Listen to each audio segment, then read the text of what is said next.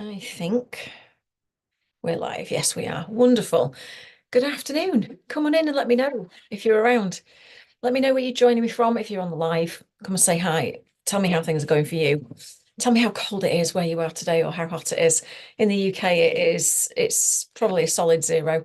The Sheppey Hut has only just got warm and it's 13. So yeah, that's how chilly it is. Lots of countries have it a lot colder, I know. If you're on the replay, drop us a little hashtag replay. Let me know if you caught this and what you think of the cards and the tapping. And if you're thinking cards tapping, what's she on about? Then you might well be new here, and you're really welcome if you are. My name is Emma Starling, and I am the founder of the Evolved Energetics Academy, which trains, mentors, and supports and promotes EFT practitioners up to advanced level and teaches them evolved energetics protocols as well, and how to create a prosperous practice out of it, right? How to become a prosperous practitioner with your skills. And it's a fantastic place to be. I love it. So if you are looking to train in emotional freedom technique and other energy clearing methods, I would love to chat with you.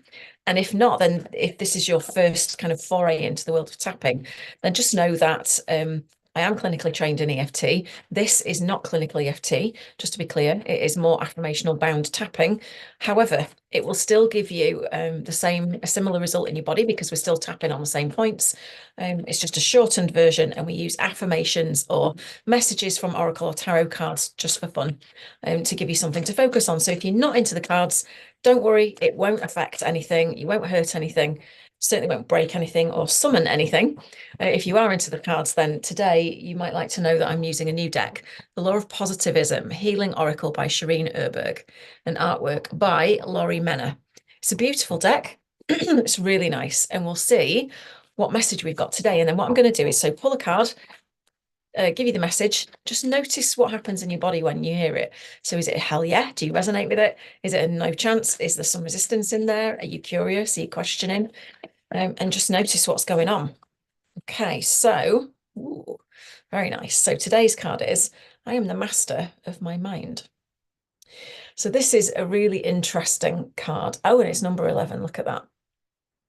Because I've just been talking with my partner in crime for our new certification, the rapid imprint resolution method, Jill Nicholson. And we are doing a workshop, an experiential workshop on the 24th of Jan about people pleasing, how to find out why we do it and how to stop it. And one of those things is what goes on in your brain, right? The things that you're telling yourself. I'm just going to turn the heat down a bit. It's like it's up to heat. And our mind it exerts most of the control over what we do unless and until, I'm sorry if you can hear that background noise. It exerts most of the control over what we do, think, feel, behave, etc. Unless we catch it, right? Unless we move through the day with intentional thoughts and feelings. Do let me know in the comments if you're disturbed by that. So what we're going to do is I'm going to read you the message. It's been quiet all day. It's always the way. I'll read you the message and then we'll see if it resonates for you. Okay. I am the master of my mind. And it says, if you're experiencing recurring unhelpful thoughts, this card asks you to consciously still and purify your mind to elevate your frequency. I'll come back to that because actually stilling your mind is not what will raise your frequency. Clearing your energy will, but they go hand in hand. If these thoughts are distracting you from the present moment and disturbing your sense of ease, now is the time to heal the mind. Maybe you've let your mind master you instead of you mastering it. Our thought body is one part of the human experience, here to help us verbalize our essence and make logical conclusions. Sometimes we think that ideas and visions come from this place, when these are in truth divinely channeled through our hearts. In yogic philosophy, it is said that the mind has three functions: subconscious, conscious, and superconscious. These work on instinct, reason, and intuition. And awareness of the three levels can help us master our minds. The first step is to realize that identifying with our thoughts is part of the illusion when we in truth are the observers of the thoughts. Your thoughts are not you. They are the tools for expressing your soul and your heart. So you can, it says in here to repeat the mantra Soham, which is something that people do in yogic practice. But what I'm going to do instead is just tap through the points using kind of normal everyday language to tune into, whether this resonates for us or not. So do let me know in the comments if you have anything burning that's coming up for you when you hear this. But just tune in to how often maybe you feel your mind is in control of you, right? Or how much of the time you feel you are intentional with your thoughts. Because your thoughts often they can create your emotions, your feelings, and your behaviors. Likewise, our feelings can create our thoughts and then behaviors.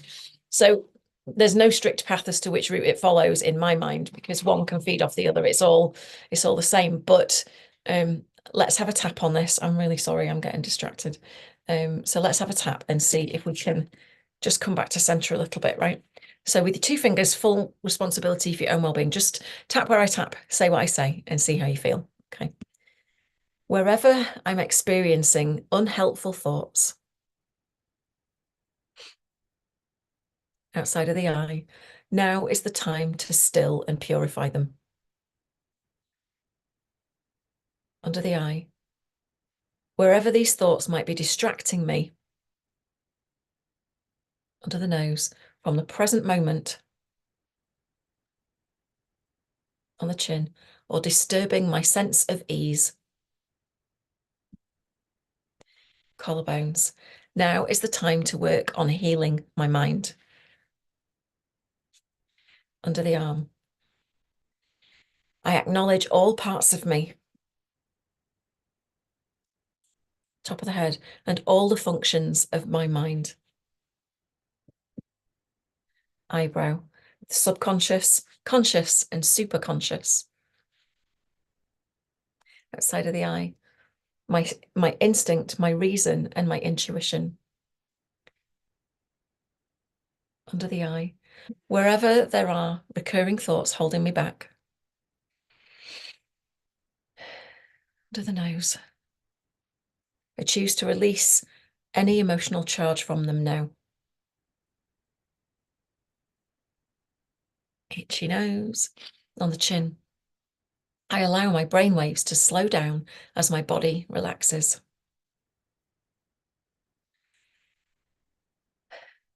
Collarbones.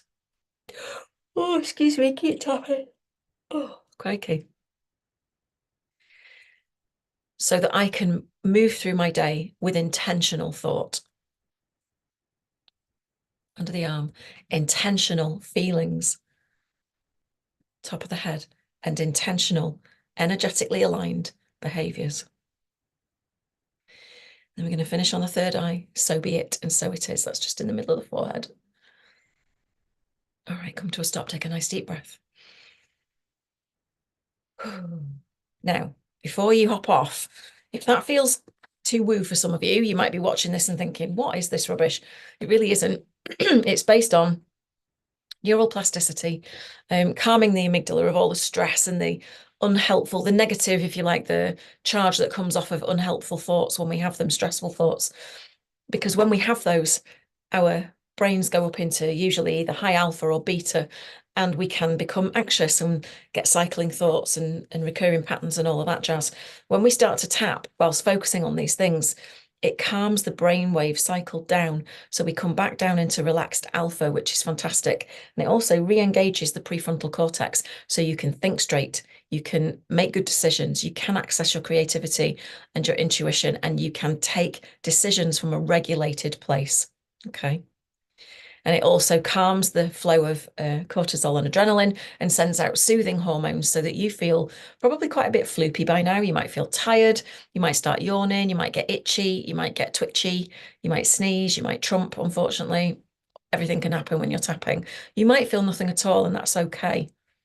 Just know that things are shifting in your body when you tap, and you send an electromagnetic signal across the skin to the amygdala to say, even with these thoughts that we're having, we're safe and we're okay, because it calms the emotional stress, the charge around those things. Okay. So if you are often feeling, or even just every now and again, feeling like your mind is mastering you, take 2 minutes out of your day and just do what we did. Tap around the points, even if you don't have any words. even if you don't know what to say, because then you can become the master of your mind. You can harness it to best effect. Okay. Now, if you want help with kind of it is related to that with the people pleasing thing, I'm going to put the link below. It's a free workshop on the 24th of January, 4:30 till 5:30 p.m. UK time. You can use World Time Buddy if you're not sure what time that is in your local time zone. And myself and Jill Nicholson are going to be talking about the roots of people pleasing, why we actually do it, and how to recognize where the roots are and how to stop them. And then I'm going to take you through some nurturing parent tapping to counteract that people pleasing combo that you've got going on in your mind, where your mind controls you, right? So I hope that this was useful today. If it was, please do feel free to like, comment, share, and subscribe wherever you're consuming this video. And please feel free to get it out to people who you think it would benefit. With permission, obviously, don't let spam anybody. But if there's a group that you're allowed to post in or a friend that you think you might want to share it with, or you can invite them by tagging them below in Facebook and I think Insta as well. You can send it in Messenger if they're open to it. All right. So I'm going to leave that with you for the day.